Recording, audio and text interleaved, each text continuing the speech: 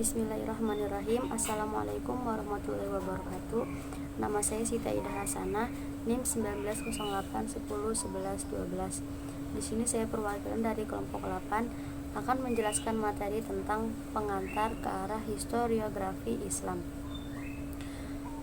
Historiografi terbentuk dari dua akar kata, yaitu histori dan grafik. Histori artinya sejarah, sedangkan grafik artinya tulisan. Dengan demikian, historiografi secara harfiah terkait dengan penulisan sejarah. Sedangkan menurut istilah, historiografi memiliki dua pengertian, yaitu historiografi sebagai penulisan sejarah dan historiografi sebagai sejarah penulisan sejarah. Historiografi sebagai penulisan sejarah merupakan satu kesatuan dalam metodologi sejarah. Adapun sebagai sejarah penulisan sejarah, historiografi memiliki berbagai ragam sesuai sudut pandang sejarawan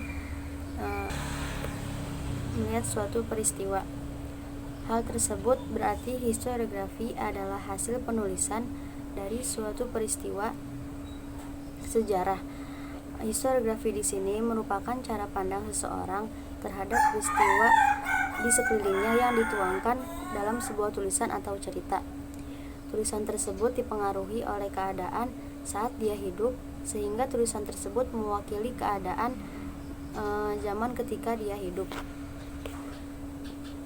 Historiografi Islam merupakan ranah kajian menarik untuk dikupas. Hal tersebut tidak terlepas dari pergulatannya dengan realitas sosial yang meliputinya. Perannya sebagai suatu diskursus yang menelaah berbagai lagam banyak bentuk tulisan dan penjabaran kisah-kisah sejarah masa lalu. Historiografi Islam berkembang mengikuti perkembangan peradaban Islam. Historiografi Islam menurut Rosenthal dalam bukunya yang berjudul A History of Muslim Historiography adalah karya sejarah yang ditulis oleh Muslim dari berbagai aliran. Kendati banyak karya sejarah ini ditulis dalam bahasa Arab, tetapi banyak pula karya sejarah yang ditulis dalam bahasa lainnya, seperti bahasa Persia pada permulaan abad ke-10 dan bahasa Turki pada abad ke-16. Mungkin itu saja penjelasan dari saya, kurang lebihnya mohon maaf. Wassalamualaikum warahmatullahi wabarakatuh. Bismillahirrahmanirrahim. Assalamualaikum warahmatullahi wabarakatuh. Perkenalkan, nama saya Putri Aida Monika Safitri dari kelas PAIC semester 3 dengan NIM 1908101090 jurusan Pendidikan Agama Islam. Saya di sini akan mempresentasikan tentang historiografi Islam pada masa klasik.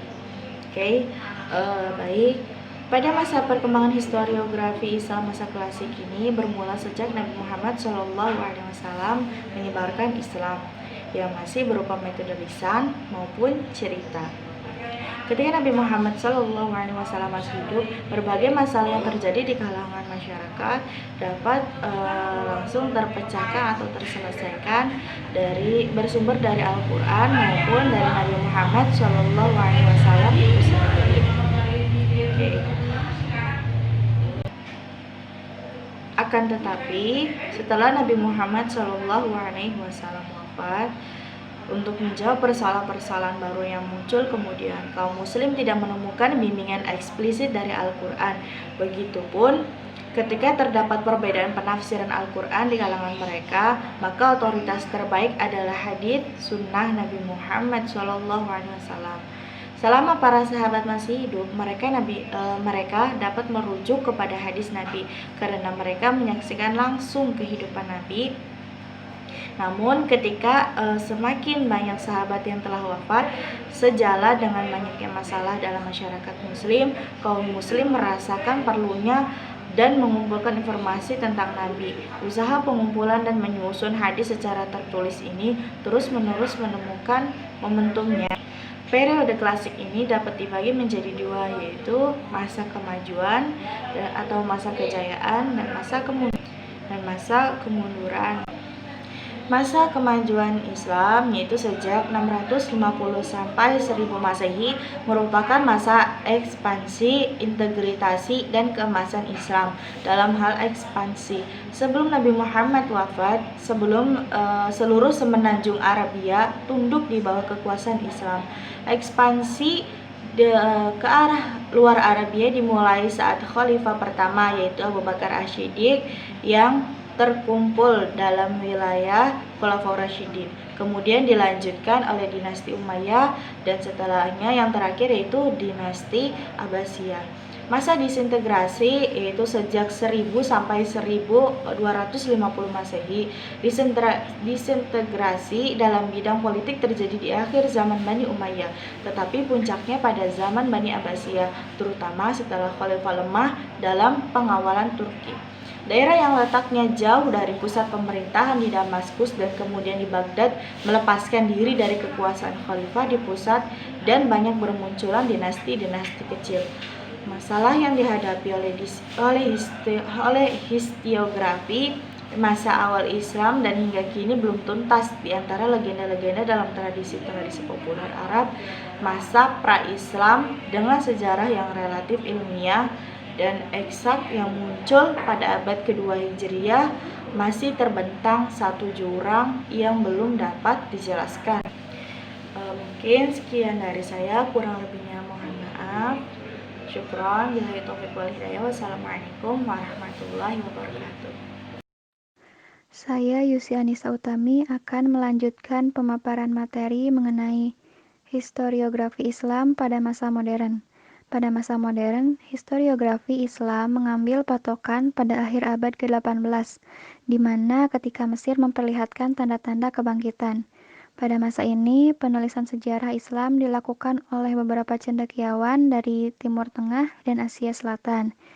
Kemudian, historiografi Islam pada masa modern abad ke-20, sejak abad ke-20, Barat menjadi kiblat historiografi Islam dalam bidang metodologi dan tema.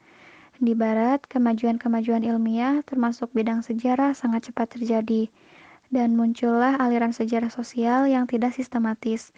Tujuan aliran ini adalah penggambaran kehidupan dalam masyarakat. Historiografi Al-Jabarti atau historiografi Islam modern pada masa awal. Pada akhir abad ke-18, Mesir memperlihatkan tanda kebangkitan. Mesir merupakan negeri Muslim yang pertama mengalami kebangkitan kembali setelah sekian lama mengalami kemunduran.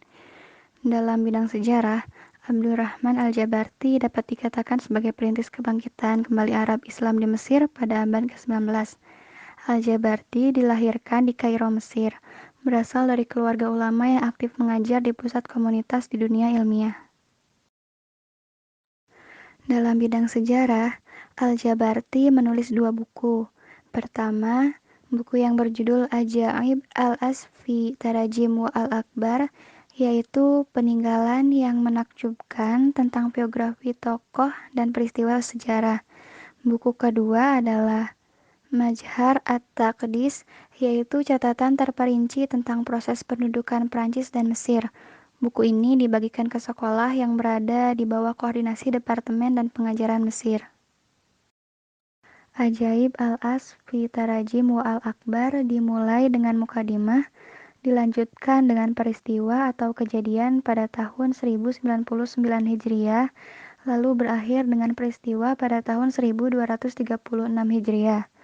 Sekalipun Ajaib al-Atsar banyak memuat tema kelompok sosial seperti pedagang, profesi lain dari kalangan Abu Zimah, fokus kajiannya tetap adalah sejarah dan biografi kalangan ulama dan penguasa dinasti Mamluk. Historiografi Islam di Mesir pada abad ke-19 pasca Al-Jabarti. Pada awal paruh kedua abad ke-19, muncul 2 kelompok yang menjadi pelopor kedua setelah Al-Jabarti. Pertama yaitu Rifa Al-Tantawi dan kedua adalah kelompok Ali Mubarok yang berlatar belakang pendidikan dalam bidang ilmu pengetahuan, teknik, astronomi, dan juga arkeologi. Kedua kelompok tersebut dipengaruhi oleh literatur dan pengetahuan kebudayaan Perancis. Sekian yang bisa saya sampaikan. Mohon maaf jika ada kekurangan. Wassalamualaikum warahmatullahi wabarakatuh.